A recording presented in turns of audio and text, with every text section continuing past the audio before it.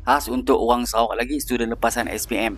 Permohonan untuk Sarawak Energy Scholarship Program dah pun dibuka daripada 21 April sampai 25 Mei. Okey. So ambil peluang tu untuk apply, cuba mohon scholarship daripada Sarawak Energy Berhad. Terima kasih Sarawak Energy Berhad. Okey, apa kos-kosnya? Ni ada untuk undergrads, pre-U. Pre-U tu maknanya matrikulasi lah ataupun asasi. Okey.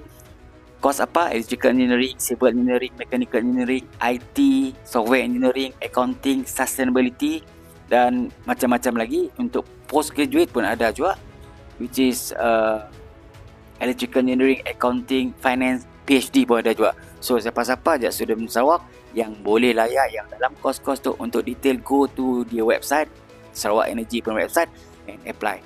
Ambil peluang tu, jangan lepaskan peluang tu dan kongsikan video tu dengan semua orang Sarawak yang layak corakkan hidup anda ke arah hidup lebih baik.